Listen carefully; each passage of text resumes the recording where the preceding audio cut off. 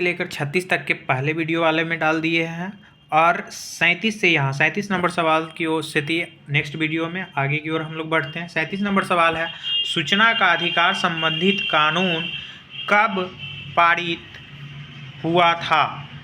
यानी कि 37 नंबर सवाल का जो आपका सही आंसर हो जाएगा वो हो जाएगा ऑप्शन नंबर बी 2005 ईस्वी में। अगला 38 नंबर सवाल है, किसने कहा था लोकतंत्र जनता का, जनता के द्वारा तथा जनता के लिए शासन है? बहुत ही महत्वपूर्ण सवाल है, इसका जवाब आप लोग दीजिए। किसने कहा था? तो ये जो बोले थे वो बोले थे अब्राहम लिंकन ने। लोकतंत्र जनता का, जनता के द्वारा और जनता के लिए शासन है। बहुत ही इम्पोर्टेंट सवाल है, आप लोग बहुत ही इस सवाल को ध्यान से रिमेंबर करें। 39 नंबर सवाल है, पंचायती राज संस्थाओं को संवैधानिक दर्जा किस संविधान संशोधन से प्राप्त हुआ? किस संविधान संशोधन से प्राप्त हुआ बताइए आप लोग। इसका जो सही आंसर हो जाएगा वो हो जाएगा आपका ऑप्शन नंबर बी 73वां संविधान संशोधन। 40 नंबर सवाल है, भारत में लोकतंत्र की सफलता में क्या बाधा है? बताइए क्या बाधा है जो। इसका जो सही आंसर होगा आपका ऑप्शन नंबर डी, इनमें सभी अशिक्षा भी है, गरीबी भी है, बेरोजगारी भी है। 41 नंबर सवाल की ओर बढ़ते हैं, तिनकठिया प्रणाली किन पर लागू थी? तो ये जो सबसे महत्वपूर्ण सवाल है और लागू किया था अंग्रेजों ने, तो वो लागू हुआ था। इसका सही आंसर हो जाएगा ऑप्शन नंबर ए, किसानों पर लागू हुआ था। अगले सवाल की बात करते हैं। 42 नंबर सवाल है, जलियांवाला बाग हत्याकांड जांच के लिए सरकार ने किस समिति का गठन किया गया था? तो बताइए कौन सा समिति था?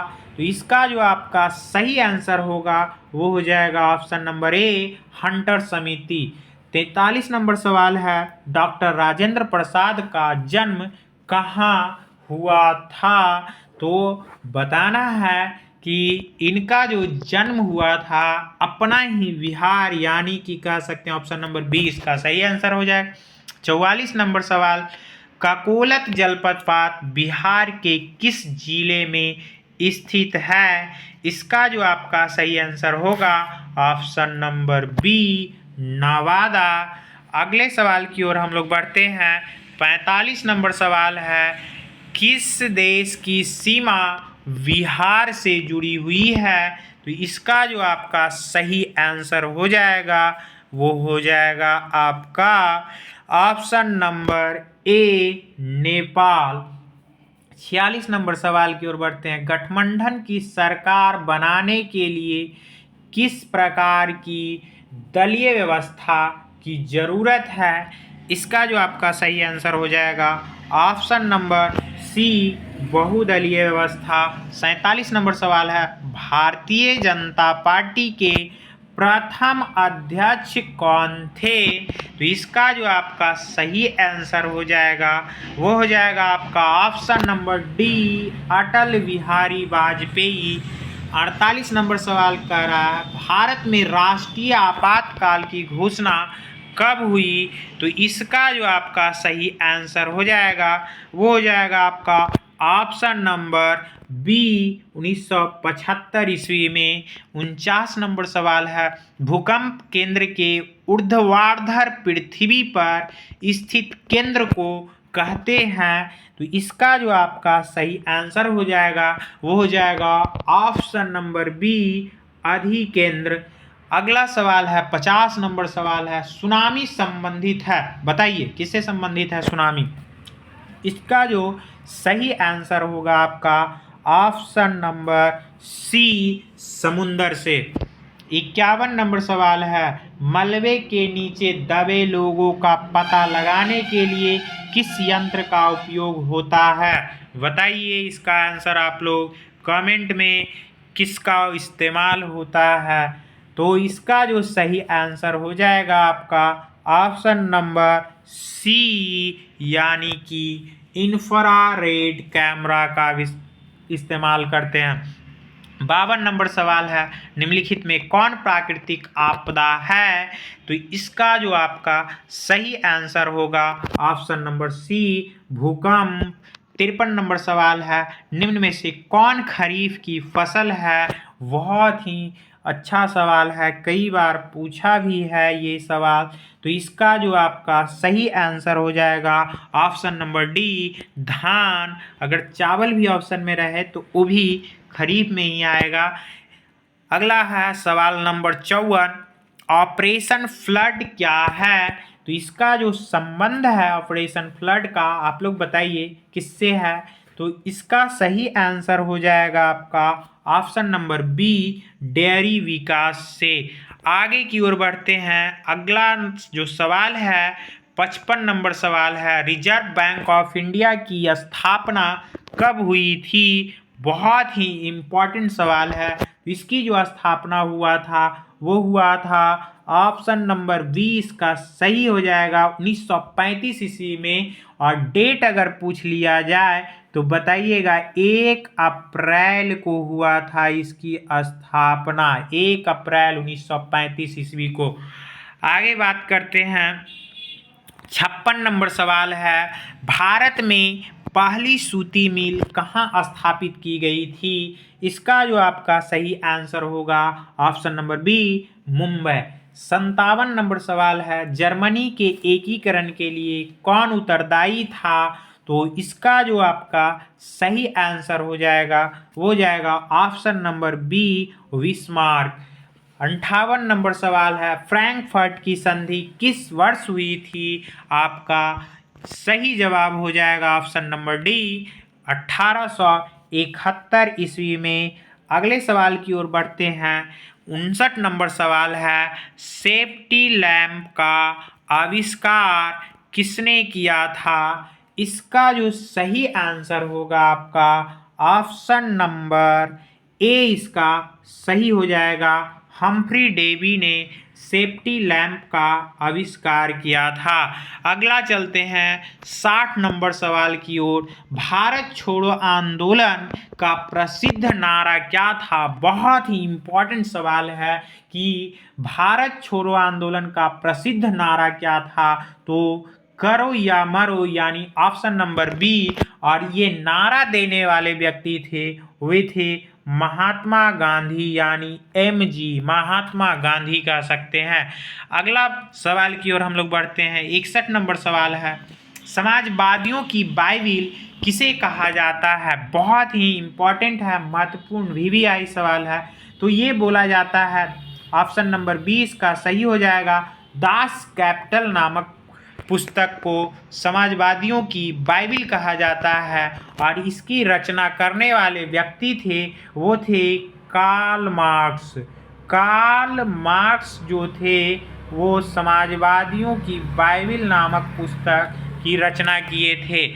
अगला सवाल की बात करते हैं। सवाल नंबर 62 है कि भारतीय राष्ट्रीय कांग्रेस की स्थापना कब हुई? तो ये जो आपका ऑप्शन हो जाएगा ऑप्शन नंबर बी, 1885 ईस्वी में। इससे सवाल पूछ सकता है कि कब, डेट पूछ दिया जाए तो 28 दिसंबर को 1885 को भारतीय राष्ट्रीय कांग्रेस की स्थापना हुआ था। स्थापना करने वाले व्यक्ति का नाम था ए.ओ. ह्यूम।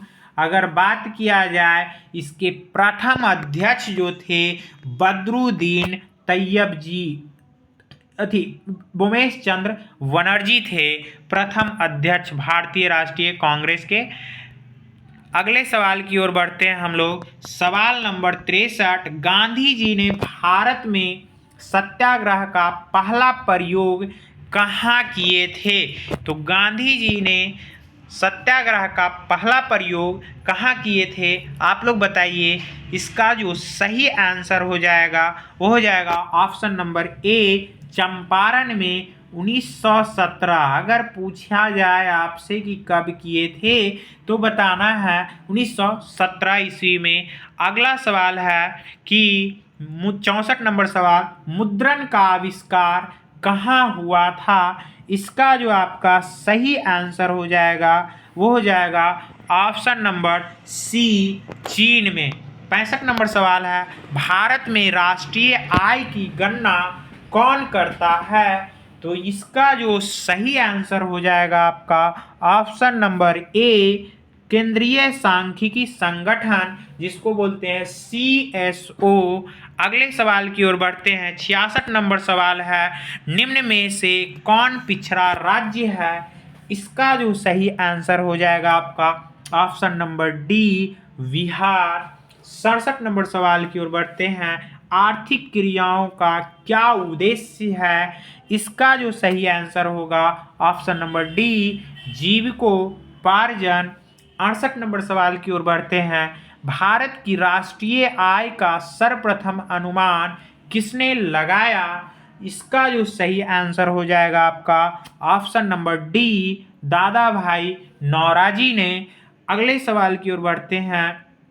दीर्घकालीन ऋण प्रदान करने वाली संस्था कौन सी है? इसका जो सही आंसर हो जाएगा आपका ऑप्शन नंबर बी, भूमि विकास बैंक। अगले सवाल की ओर हम लोग बढ़ेंगे। सवाल नंबर 70 है, उपभोक्ता अधिकार दिवस कब मनाया जाता है? तो इसका जो आपका सही आंसर होगा वो हो जाएगा ऑप्शन नंबर बी, 15 मार्च को। 71 नंबर सवाल है, पंजाब में भूमि निम्नीकरण का मुख्य कारण क्या है? तो इसका जो सही आंसर होगा आपका ऑप्शन नंबर डी, अधिक सिंचाई। 72 नंबर सवाल की ओर हम लोग बढ़ेंगे। सोपानी कृषि प्रचलित है, तो ये प्रचलित है कहाँ? आप लोग बताइए। इसका जो सही जवाब होगा ऑप्शन नंबर डी, उत्तराखंड में। अगले सवाल की ओर हम लोग बढ़ते हैं, जो कि 73 नंबर सवाल है, निम्नांकित में कौन संचार सेवाओं का अंग है? तो इसका जो सही आंसर हो जाएगा, इनमें सभी समाचार पत्र भी है, टेलीविज़न भी है, टेलीफोन भी है। तो 74 नंबर सवाल की ओर बढ़ते हैं। मानवीय पूंजी निर्माण का मुख्य घटक है, यानी मुख्य घटक क्या है? तो इसका भी सही आंसर होगा ऑप्शन नंबर डी, इनमें से सभी स्वास्थ्य सेवाएं, आवास, शिक्षा एवं प्रशिक्षण। अगले सवाल की ओर हम लोग बढ़ेंगे। वैश्वीकरण का क्या अर्थ है? तो इसका जो सही आंसर हो जाएगा ऑप्शन नंबर सी, विश्व अर्थव्यवस्था से समन्वय। 76 नंबर सवाल की ओर बढ़ते हैं। अर्थव्यवस्था के किस क्षेत्र से हरित क्रांति संबंधित है? इसका जो सही आंसर हो जाएगा वो हो जाएगा ऑप्शन नंबर ए, प्राथमिक क्षेत्र। 77 नंबर सवाल की ओर हम लोग बढ़ेंगे। निम्नलिखित में कौन सा संस्था भारत में मुद्रा जारी करने के लिए अधिकृत है? तो पहले भी मैंने बताया है ये सवाल, तो इसका जो आपका सही आंसर हो जाएगा option number A, RBI, reserve bank of India. अगले सवाल की ओर हम लोग बढ़ेंगे। सवाल नंबर 78 है, तो बिहार राज्य है, तो इसका जो सही आंसर हो जाएगा आपका वो हो जाएगा कृषि प्रधान राज्य है। 79 नंबर सवाल की बात करते हैं। निम्नांकित में कौन हमारे रहन सहन के स्तर को प्रभावित करता है? इसका जो सही आंसर हो जाएगा प्रति व्यक्ति आय। 80 नंबर सवाल है, बिहार में कितने जिले हैं? तो इसका जो आपका सही आंसर हो जाएगा ऑप्शन नंबर डी, इसका सही हो जाएगा। अगर बात करते हैं इसका, ऑप्शन नंबर डी सही हो जाएगा, करेक्ट ऑप्शन डी। यानी कि आज के लिए इतना ही, आप सभी लोगों के लिए बहुत ही महत्वपूर्ण सवाल रहा। 80 प्रश्नों का सॉल्यूशन मैंने दिया जो कि बहुत ही महत्वपूर्ण था और कह सकते हैं कि इन सभी प्रश्न कहीं ना कहीं आपका एग्ज़ाम में महत्वपूर्ण एविडेंस रख सकता है। तो कह सकते हैं कि ये वीडियो को आप लोग 2 से 3 बार देखें ताकि सभी प्रश्न आपके दिमाग में छप जाए। Thank you so much. धन्यवाद।